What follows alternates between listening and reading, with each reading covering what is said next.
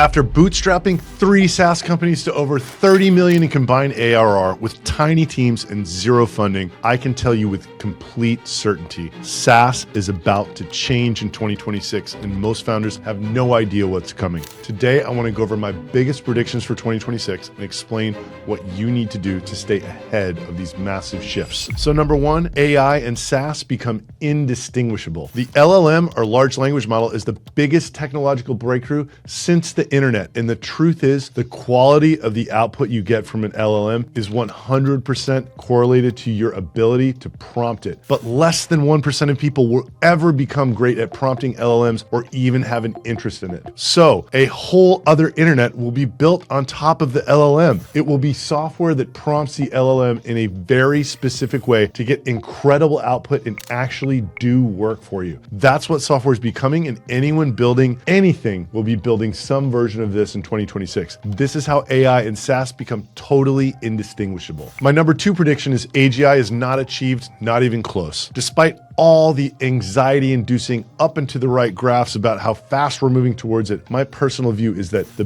big breakthrough already happened. That breakthrough was the LLM. When I say AGI, I mean artificial intelligence that's much smarter than humans and can do everything we want done much faster and much better. The kind that effectively wipes out all jobs. We're nowhere close to that. My thesis is a whole other type of AI will have to be developed to achieve anything like that. LLM technology is getting better quickly, but we're nowhere near this universal high-income world of infinite abundance from robotics and AI. That's what we're led to believe by some of the AI companies and their graphs, but it's not reality. Number 3, an AI native version of every legacy incumbent app is launched. There's an old way of using software and there's a new AI native way of using software. The old way is you set up a decision tree that performs steps of a workflow and everybody goes through the same steps and you have a database and the software helps you take action on that database. Think HubSpot workflows or Klaviyo workflows. Now, the new way is you give your software training documents, you tweak its voice, you give it guidance on how to respond to things, and then you watch it work and then you go back and improve the training you gave it. I run 2 AI native apps on our website. One is Delphi, which is a clone of me, and the other one is Fin, which is Intercom's tool that we use for support. So for that type of app, which is AI native, you train a vertically specific LLM, you let it work, you monitor it, and then you improve it after the fact. AI native versions of every app that could work this way and currently doesn't are coming. Number 4, incumbent apps will glue AI on top of their apps and call it AI blank for blank. Like AI agents for marketing, AI agents for sales, the AI ad maker. You have to call yourself an AI company now just from a marketing perspective because it's so hot. If you don't, you're not going to sell anything. If you're an incumbent, you have this weird problem where you can't just kill your entire business by building the AI native version of it. So you see a lot of people gluing AI on top of their existing businesses. Here's an example, an app that helps you make B2B contact lists using filters. They put a ChatGPT box on top, you type in the list you want, and then it just takes you inside of the app with some filters pre-selected. That's AI glued on top of a legacy app. The AI native version would be a chat interface where you'd say the list you want, and then it renders the list while you're talking back to the chat to edit the list with text instead of filters. Number 5, more founders build in public and they do it past 100 million ARR. I think I helped set the tone for founders building in public. People have seen so much upside that once you started doing it, keep doing it even after 100 million ARR. And when you're starting out, getting attention is the hardest thing in the world. Everything's working against you. If you can get people to follow your journey, that's an inexpensive way to capture their attention. Even more important, it gets them emotionally invested in what you're doing and it gets them talking to other people about what you're doing. More and more founders are going to do it and they're going to continue doing it even at huge revenue numbers. Number 6 is cold email gets even harder. This trend's been happening for a long time and it's a two-sided problem. On one side, the Clay, Smart Lead, and Instant Lead economy has made sending unbelievably high volume personalized emails so easy. Everyone's doing it now. On the other side, spam filters keep getting better as AI gets better. As conversion rates go down, the only response is to send more volume, which just perpetuates this horrible issue. Eventually, spray and play will stop working, but it hasn't stopped working yet. Even if conversion rates are 1 in 300 sends on a demo or positive reply, that's getting worse by 3x in 2026. And by the way, this is exactly why I built RB2B. Instead of blasting cold emails to strangers, you can identify who's already visiting your website website and reach out while they're actually warm. You can try it for free by clicking the first link in the description. Number 7, we'll see the first 100 million ARR 10-person startup. This is happening. We're going to hear about it very loudly. AI proficiency is moving through the rank and file. At the beginning of 2025, people were sort of using ChatGPT, and by the end of 2025, people were really good at using AI across the org. More and more people are learning how to use AI to make their jobs easier and more efficient, and skilled people plus AI crushes the old model of just adding more people. Number 8 is we're going to see a massive uptick in bootstrapped, solo, tiny niche SaaS. As software becomes easier and easier to build, the number of apps increases by orders of magnitude. Several zeros are going to be added to the number of new apps that get created in 2026. If it costs almost nothing to build software and takes almost no time, your goal for that software can be much lower. If you're a 20-year-old who wants $5,000 a month because you just want to live in Thailand, and it only costs $500 to build an app, you can find a very small niche that wants to pay a low amount through content, Reddit, and a bunch of other channels. That's a viable life now. In the past, it wasn't viable to have a goal of $5,000 a month for software because it cost $1 million to build your app. As you take the cost of building software to close to zero, more paths to the one-man tiny solo bootstrap niche SaaS open up. The economics finally work in the age of AI. Number 8 is we're going to see a massive uptick in zombie SaaS. I can think of a whole class of companies that raised money between 20 and 2022. They raised way too much money at way too high valuations at unbelievable revenue multiples. They're not growing anymore. Many are even shrinking. This is the scale stage. I'm talking about maybe like 50 to 300 million in revenue. They're worth less than the amount of money they raised, and they're just zombies. They're completely stuck. Everyone has their eyes closed, holding hands, pretending the world is different than it is. There's a tiny segment of incredibly valuable SaaS companies still today. It's super sticky. It's mostly AI. It's low churn, high growth, super large TAM. Almost no other companies are worth anywhere near what they used to be valued at. No one has incentive to sell their businesses. Investors and founders don't have incentive to sell the businesses for the actual clearing price because it's lower than the money that went in. So zombie companies just go on existing forever. And they're slowly getting destroyed and lapped by these new AI companies. Number 10, aggregate revenue grows while teams shrink. I saw this with my team this year. AI proficiency is moving through the team. Unless you're a hyper growth company, you're probably seeing that you can increase productivity with the same or fewer team members. Skilled people plus AI crushes that model before it,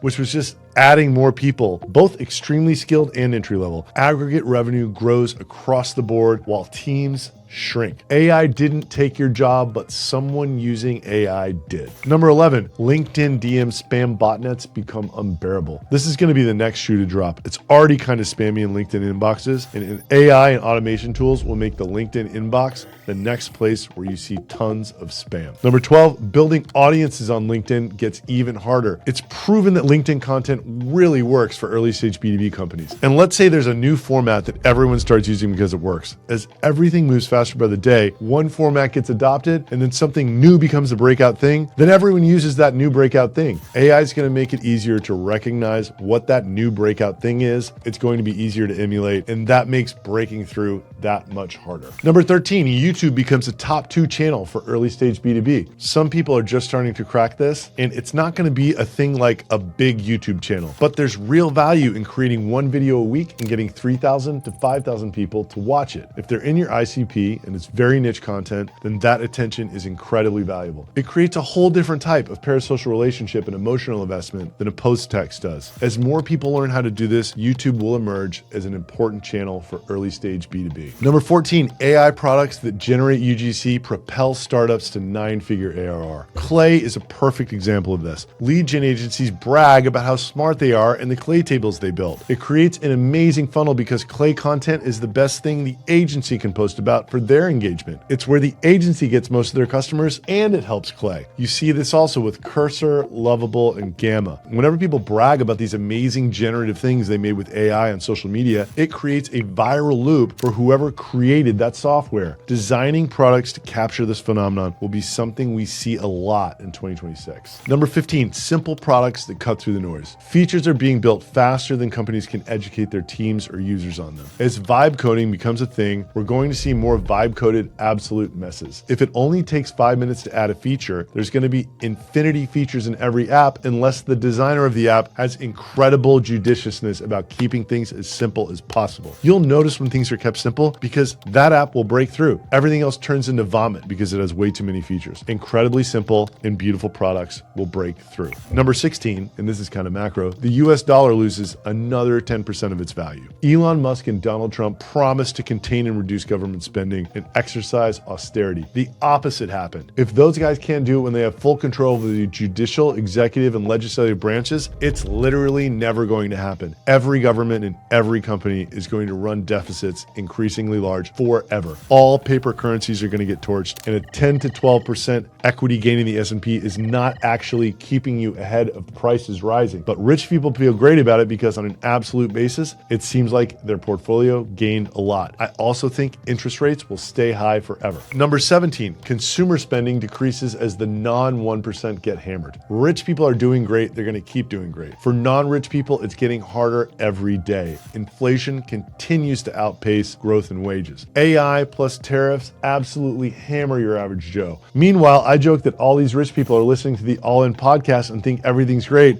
and that AI and humanoid robots are going to save the world. Everything is great for anyone who listens to the All In podcast. The 1% is completely oblivious to what's happening to everybody else. Number 18, people rally behind universal high income despite it being nonsense. This idea of universal high income assuages AI fear, but we have this horrible human quality where we evaluate our situation on a relative basis. If I have 20% less than all my friends, I feel poor no matter how much we all have. If I have 20% more than all my friends, I feel rich no matter how much we all have. There's no way to even that out. This idea that universal high income would make us not work and help us not work is nonsense. The likely scenario, rich people with tons of skill who control or are amazing at building AI get unbelievably rich, and everybody else keeps getting punished and feels poor every day. Number 19, the price of fixing anything at your house goes up another 25%. The value of knowledge work is going down with AI. The values of fixing real things is going up as knowledge work value goes down. In affluent neighborhoods especially, expect prices to keep climbing. Number 20, Tesla pushes true self-driving. And I think they're going to do it without government approval. Tesla will push a version that allows you to actually work while driving long distances or sitting in traffic. I think that Elon's going to do this because they're so close right now,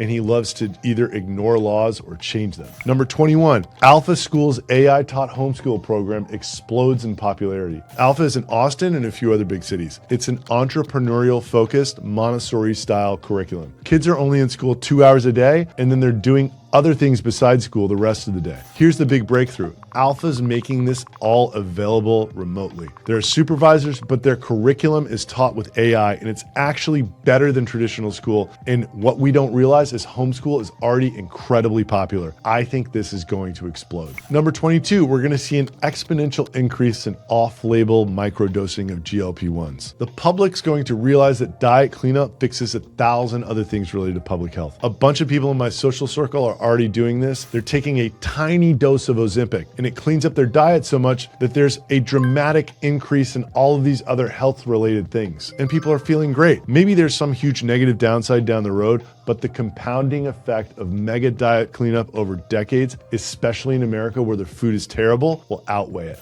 Number 23, we increasingly hear that Riyadh is the next Dubai, and we're wondering why we're hearing it. Apparently in Saudi Arabia, they're really going for it right now. They're trying to grow their economy by bringing in smart and ambitious people, and they're trying to invest in everything. They're very tech forward and AI forward, so we'll see how it goes. Number 24, I moved to Aspen and pushed the lifestyle business to the extreme. I'm moving with my family on January 4th, and I want to prove to founders the idea that you can run a successful tech company from literally anywhere. I'm proving that the lifestyle business model works at scale. It will be very interesting to see how many of these predictions come true. Now, as LinkedIn gets noisier, cold email gets harder, and attention gets more expensive, you need to capitalize on the attention you're already getting. If someone visits your website, that's intent. And my tool, RB2B, tells you exactly who that person is, their name, LinkedIn profile, and company, so that you can follow up while they're still thinking about you. To start using RB2B for free, just click the link below. There's no credit card required. It's free. So click the link below and try it. And if you want to see my full course on how to grow a SaaS company,